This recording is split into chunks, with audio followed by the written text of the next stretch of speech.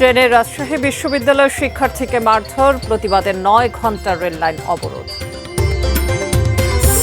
চাঁপাইনবাবগঞ্জে বিদ্যুৎপৃষ্ট হয়ে একই পরিবারের ৩ নারীর মৃত্যু। ৫ বছরে দাঁড়িয়েছে খুলনার ভৈরব সেতুর মাত্র ১৭ পিলার।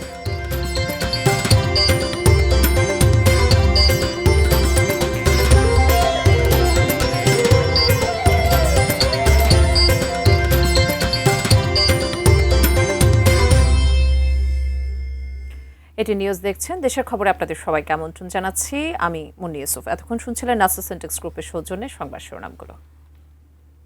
এবার বিস্তারিত। চলন্ত ট্রেনে শিক্ষার্থীকে টিটির মারধরের প্রতিবাদে রাজশাহী বিশ্ববিদ্যালয় চারুকলা গেটের রেলপথ অবরোধ করে রাখেন বিশ্ববিদ্যালয়ের শিক্ষার্থীরা।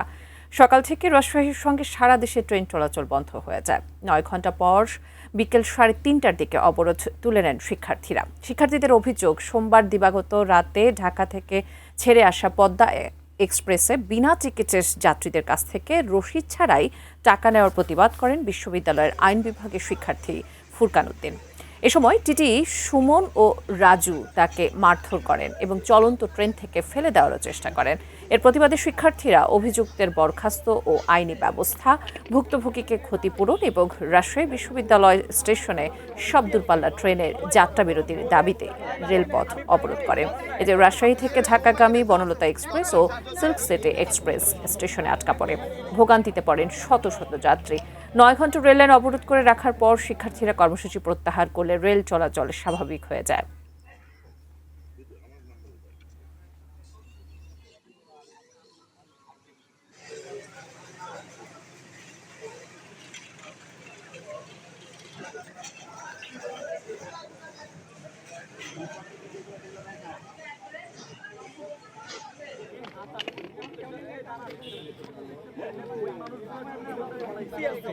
সবাই কথা বলুক বলে আমি দর্শক, যেমনটি বলছিলাম যে শিক্ষার্থীকে ট্রেনের টিটির মারধরের প্রতিবাদে রাজশাহী বিশ্ববিদ্যালয় চারুকলা গেটে রেললাইনের অবরোধ কিছুক্ষণ আগে তুলে নিয়েছেন শিক্ষার্থীরা। তাদের 4টি দাবি মেনে নেওয়ার প্রশাসনের আশ্বাসে অবরোধ তুলে নেন তারা। সেখানকার পরিস্থিতি জানাতে এখন সরাসরি যুক্ত হচ্ছেন আমাদের প্রতিনিধি বুলবুল হাবিব। বুলবুল হাবিব, আমরা যেমনটি বলছিলাম যে তাদের দাবিগুলো মেনে নেওয়া হয়েছে এবং রেল চলাচল স্বাভাবিক হয়ে এসেছে। এখন পুরো বিস্তারিত একটু আমাদেরকে জানাবেন।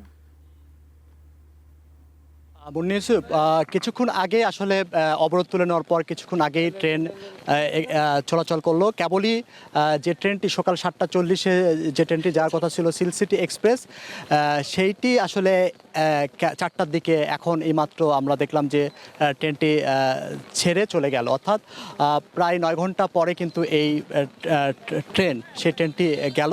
তো যেহেতু এখন যাত্রী বিকেল 3:30টার দিকে রাজশাহী বিশ্ববিদ্যালয়ের আকসুর যে জিএস সালাউদ্দিন আম্মার এবং বিশ্ববিদ্যালয়ের প্রক্টর মাহবুবুর রহমান, তারা এই মিটিং শেষে বিভাগীয় কমিশনার কার্যালয়ে যে মিটিং ছিল প্রায় 11টা থেকে 11:30 থেকে 2টা পর্যন্ত মিটিং হয়েছিল। সেই মিটিংয়ে যে সিদ্ধান্তগুলো নেওয়া হয় সেই সিদ্ধান্তগুলো রেজুলেশন আকারে নিয়ে এসে এখানে ঘোষণা দেওয়া হয় এবং সেগুলো জানানো হয় এবং এই যে অবরোধ, সে অবরোধ প্রত্যাহার করার অবরোধ তুলে নেওয়া হয়। তো যে 4টি দাবির কথা প্রশাসন বা যে কমিটিতে বিভাগীয় কমিশনার বৈঠকে যে দাবিগুলো প্রধানত নেওয়া হয়েছে সেগুলো রয়েছে যে টিটি সুমন আলীর বিরুদ্ধে অভিযোগটি, সেই সুমন আলী এই সভাতে আসলে সবার কাছে দুঃখ প্রকাশ করেন এবং তদন্ত প্রতিবেদন গঠন করা হয়েছে। সেখানে রেলওয়ে কর্তৃপক্ষ থেকে 5 সদস্যের তদন্ত কমিটি গঠন করা হয়েছে। এই তদন্ত প্রতিবেদনের পরে আসলে টিটি সুমন আলীর বিরুদ্ধে যে ব্যবস্থা, সেই ব্যবস্থাটা নেওয়া হবে। এর বাহিরে শিক্ষার্থীদের দাবি ছিল বিশ্ববিদ্যালয় স্টেশনে যাত্রা বিরতি করার ট্রেনের, বিশেষ করে রাত্রে যে ট্রেনগুলো চলাচল করে সেই ট্রেনগুলোর 3টা ট্রেন সেগুলো যাত্রা বিরতি করবে। একটা ঢাকা থেকে ছেড়ে আসা পদ্মা এক্সপ্রেস ট্রেন যেটা রাতে আসে, আর একটা চিলাহাটি থেকে পঞ্চগড় চিলাহাটি থেকে যে ট্রেনটা ছেড়ে আসে তিতুমির এক্সপ্রেস সেই ট্রেনটি, এবং আরেকটা খুলনা থেকে ছেড়ে আসা সাগরদাড়ি এক্সপ্রেস ট্রেনটি, এই 3টা ট্রেন সেখানে প্রাথমিকভাবে যাত্রা বিরতি করবে। এর বাহিরে আসলে যে মিটিং, সেই মিটিং এ পক্ষ থেকে শিক্ষার্থীর যে চিকিৎসা খরচ, সেই চিকিৎসা খরচ দেওয়ার জন্য রেলওয়ে কর্তৃপক্ষ বলেছিল, কিন্তু শিক্ষার্থী বলেছে যে তার রেলওয়ে যে খরচ মানে জি, চিকিৎসা খরচ। ধন্যবাদ বুলবুল হাবিব, অসংখ্য ধন্যবাদ। দর্শক, রাজশাহী বিশ্ববিদ্যালয়ের শিক্ষার্থীদের রেল লাইন অবরোধ করে যে কর্মসূচি ছিল সেটি প্রত্যাহার করা হয়েছে এবং রেল চলাচল স্বাভাবিক হয়ে এসেছে, সেটি জানাচ্ছিলেন আমাদের সহকর্মী বুলবুল হাবিব। যাচ্ছি অন্য প্রসঙ্গে। চাঁপাইনবাবগঞ্জ সদরে বিদ্যুৎপৃষ্ট হয়ে একই পরিবারের 3 নারীর মৃত্যু হয়েছে। সকাল 7টার দিকে সদর উপজেলার বারোঘরিয়া ইউনিয়নের বাদুরতলা এলাকায় দুর্ঘটনা ঘটে। নিহতরা হলেন বাদুরতলা এলাকার ভিকু মণ্ডলের স্ত্রী হাসিনা বেগম, তার ভাতিজি আশা খাতুন এবং নাতনি মিম। পুলিশ ও প্রত্যক্ষদর্শীরা জানান, সকালে হাসিনা বেগম লোহার মইয়ে ছাগলের জন্য পাতা বাঁধতে যান। মইটি আগে থেকে বিদ্যুতায়িত হয়েছিল।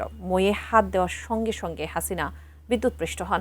এ সময় তাকে বাঁচাতে আশা খাতুন ও মিম এগিয়ে গেলে তারাও বিদ্যুৎপৃষ্টে মারা যান।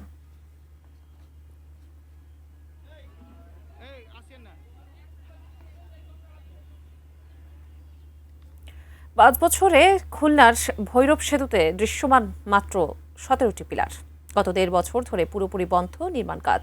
বহুল প্রতীক্ষিত সেতুটি নির্মাণ কাজের ধীর গতির কারণে যেমন বাড়ছে প্রকল্পের ব্যয়, তেমনি দীর্ঘ হচ্ছে দিঘলিয়ার মানুষের অপেক্ষা। খুলনা বিভাগীয় প্রতিনিধি মোহাম্মদ অসীমের তথ্য ছবি নিয়ে ডেস্ক রিপোর্ট। খুলনা শহর থেকে দিঘলিয়া উপজেলাকে আলাদা করেছে ভৈরব নদ। নদের নগরঘাট এলাকায় 2019 সালে 617 কোটি টাকা ব্যয়ে সেতু নির্মাণ প্রকল্প অনুমোদন পায়।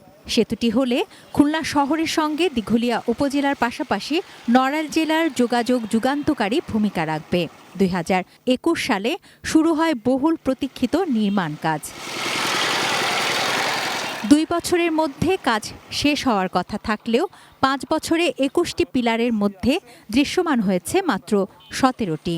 বাকি 4 পিলারের কাজ শুরুই হয়নি। তার উপর 1.5 বছর ধরে নির্মাণ কাজ বন্ধ রেখেছে ঠিকাদারি প্রতিষ্ঠান। সবশেষ অগ্রগতি প্রতিবেদনে দেখা গেছে 5 বছরে প্রকল্পের অগ্রগতি মাত্র 20%। ঠিকাদারকে বিল পরিশোধ করা হয়েছে 62 কোটি টাকা। কাজের দীর্ঘসূত্রতার ফলে প্রকল্পের যেমন ব্যয় বাড়ছে, অনিশ্চিত হয়ে পড়ছে কাজ শেষের সময়সীমা। 5 বছর ধরে দেখতেছি, আজ শুনি যে কাল হবে, কাল শুনেছি আজ হবে, এইবার শুনতেছি জুন মাসে হবে, জুন মাস তো শেষ হয়ে বাবা জুলাই মাস। সম্পূর্ণ জালিয়াতি হচ্ছে, না তো টাকা পরিশোধ হয়ে গেছে, কাজ হচ্ছে না। জনগণের অর্থ খরচ হওয়ার পরে এটা ঝুলে থাকা এবং এটার ভবিষ্যৎ অনিশ্চিত হয়ে যাওয়া, এটা আসলে কোনোভাবেই আমাদের কাছে কাম্য না। সড়ক ও জনপথ বিভাগ জানিয়েছে, ঠিকাদার দীর্ঘদিন কাজ না করায় চুক্তি বাতিলের প্রক্রিয়া শুরু হয়েছে। সংশোধিত নকশার অনুমোদনের পর নতুন ঠিকাদার নিয়োগ দিয়ে আবারও নির্মাণ কাজ শুরু করা হবে। টার্মিনেট করার জন্য আমরা চিঠি দিয়েছি। কমিটি যে সিদ্ধান্ত দিবে সেই সিদ্ধান্তের উপরে ভিত্তি করে আমরা পরবর্তী অ্যাকশনে যাব। ভৈরব নদের ওপর সেতু হলে খুলনা শহরের সঙ্গে দিঘলিয়ার যোগাযোগ হবে আরও সহজ ও দ্রুত। তবে কেবল দীর্ঘই হচ্ছে প্রতীক্ষা। তুনাজিনা তনু, ডেস্ক রিপোর্ট, এটিএন নিউজ। দেশের খবরে এ পর্যায়ে নিচ্ছে একটি বিরতি, ফিরে এসে অন্যান্য খবরের সঙ্গে আরও যা থাকছে।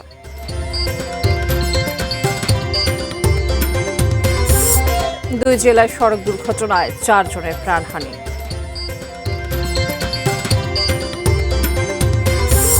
কুষ্টিয়ায় গ্রীষ্মকালীন তরমুজ চাষ, লাভবান কৃষক।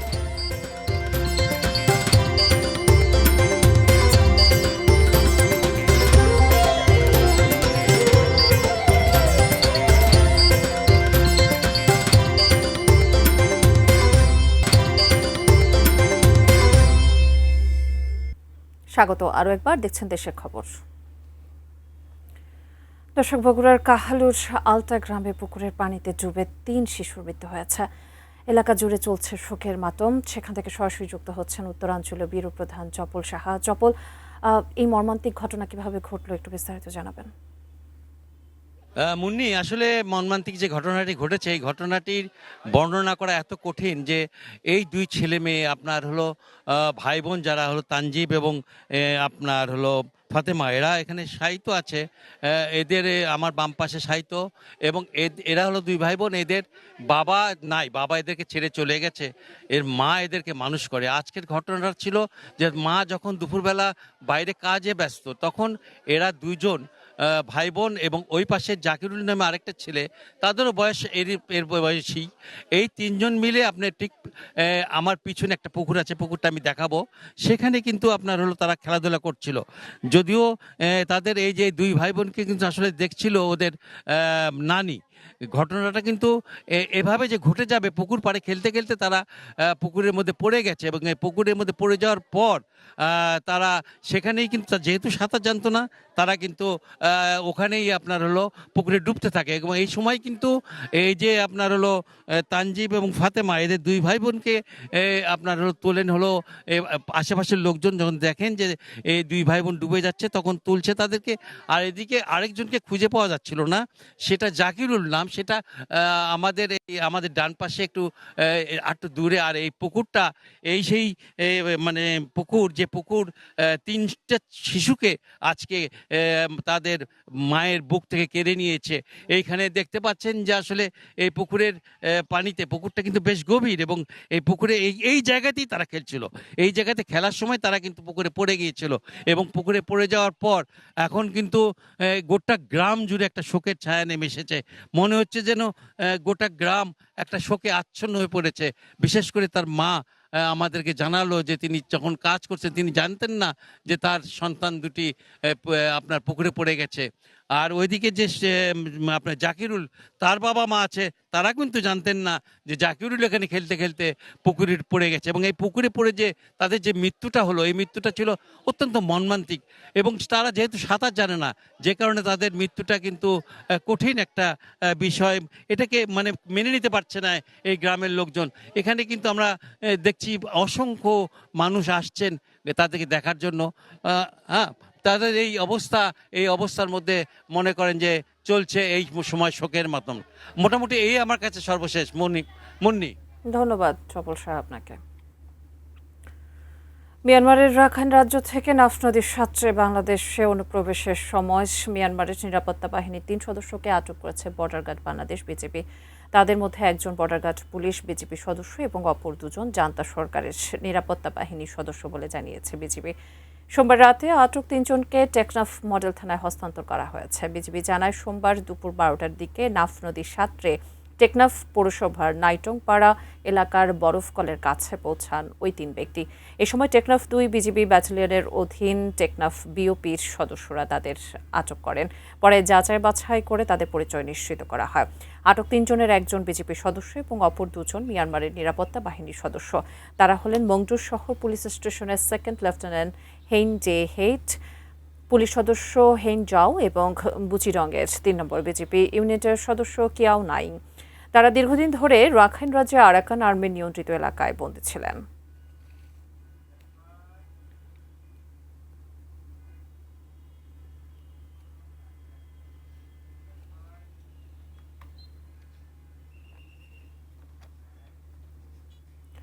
যশোরে হামের পাশাপাশি চোখ রাঙাচ্ছে ডেঙ্গু। জেলার 250 শয্যা জেনারেল হাসপাতাল সহ 7 উপজেলা স্বাস্থ্য কমপ্লেক্সে প্রতিদিনই নতুন নতুন ডেঙ্গু আক্রান্ত রোগী চিকিৎসা নিচ্ছেন।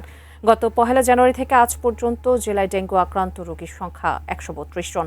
অভয়নগর উপজেলা স্বাস্থ্য কমপ্লেক্স থেকে বিস্তারিত জানিয়েছেন প্রতিনিধি নজরুল ইসলাম মল্লিক। যশোরে হামের পাশাপাশি চোখ রাঙাচ্ছে ডেঙ্গু। প্রতিদিন ডেঙ্গু আক্রান্ত হয়ে যশোর সহ বিভিন্ন হাসপাতালে রোগীরা ভর্তি হচ্ছেন। সর্বোচ্চ ডেঙ্গু শনাক্ত হয়েছে অভয়নগর উপজেলায়। আমরা এখানে এসে দেখেছি এবং চিকিৎসকদের সঙ্গে কথা বলে জেনেছি যে এই পর্যন্ত 199 জন ডেঙ্গু শনাক্ত হয়ে এখানে চিকিৎসা গ্রহণ করেছে। আজকে ভর্তি রয়েছে 11 জন ডেঙ্গু রোগী। আমরা কথা বলেছি ভুক্তভোগীদের সঙ্গে, তারা যেটা বলছেন যে এখানে ড্রেনেজ ব্যবস্থা থাকলেও ড্রেনেজ ব্যবস্থা অপরিষ্কার থাকে এবং পর্যাপ্ত ড্রেনেজ ব্যবস্থা না থাকার কারণে এই অঞ্চলটি, বিশেষ করে অভয়নগর অঞ্চলটি জলাবদ্ধ থাকে এবং জলাবদ্ধতার কারণেই এখানে ডেঙ্গুর প্রভাব দিন দিন বৃদ্ধি পাচ্ছে। আমরা চিকিৎসকদের সঙ্গে কথা বলেছি, চিকিৎসক বলছে যে আমাদের এই 50 শয্যা হাসপাতালে আমাদের এই যে ব্যাপক পরিমাণে ডেঙ্গু শনাক্ত হচ্ছে রোগীরা, তাদের চিকিৎসা দিতে গিয়ে আমরা হিমশিম খাচ্ছি। আজকে আমরা সারা জেলার যে খবর নিয়েছি, জেলায় যশোর জেনারেল হাসপাতালে 4 জন ভর্তি রয়েছে, আমাদের কেশবপুরে রয়েছে 3 জন, মনিরামপুরে রয়েছে 4 জন, আর এই অভয়নগরে 11 জন শনাক্ত হয়ে তারা চিকিৎসা গ্রহণ করছে। আমরা শুনেছি যে এই ডেঙ্গু যে পরীক্ষা, এই পরীক্ষা হাসপাতালেই করা যায় এবং সেটা ফ্রি করার ব্যবস্থা রয়েছে বলে আমাদেরকে চিকিৎসকরা জানিয়েছেন। এই ছিল ডেঙ্গু নিয়ে সর্বশেষ। সংবাদের এই পর্যায়ে আবারও নিচ্ছে একটি বিরতি, সঙ্গে থাকুন।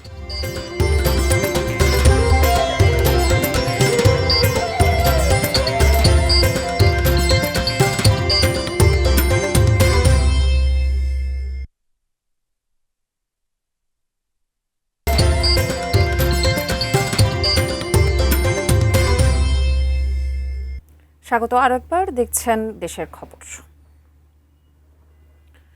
ময়মনসিংহ মানিকগঞ্জের সড়ক দুর্ঘটনায় 4 জনের প্রাণহানির খবর পাওয়া গেছে। তাদের মধ্যে ময়মনসিংহের শম্ভুগঞ্জে মৃত্যু হয়েছে 2 নারী সহ 3 জনের। সকাল 11:30টার দিকে ময়মনসিংহ কিশোরগঞ্জ সড়কে শম্ভুগঞ্জের ট্রাকের ডিপোর সামনে ট্রাক ও ব্যাটারি চালিত অটোরিকশার মুখোমুখি সংঘর্ষে 3 জন নিহত হন। আহত হয়েছেন আরও 2 জন। নিহতরা হলেন রঘুরামপুর মাঝিপাড়া এলাকার রফিকুল ইসলামের স্ত্রী আবেদা খাতুন, দাদরা গ্রামের আব্দুল মোতালেবের মেয়ে শিলা আক্তার ও নগরীর জুবলিঘাট এলাকার দিলীপ ঘোষের ছেলে দেবরাজ ঘোষ। এদিকে সকালে মানিকগঞ্জ হেমায়তপুর আঞ্চলিক মহাসড়কের মেদুলিয়া এলাকায় ট্রাক ও সিএনজির মুখোমুখি সংঘর্ষে অজ্ঞাত পরিচয় এক ব্যক্তি নিহত হয়েছেন। গুরুতর আহত হয়েছেন 3 জন। এছাড়া মেহেরপুর জেনারেল হাসপাতালের সামনে যাত্রীবাহী বাস নিয়ন্ত্রণ হারিয়ে সড়কের পাশের খাদে পড়ে গেলে অন্তত 15 জন যাত্রী আহত হন।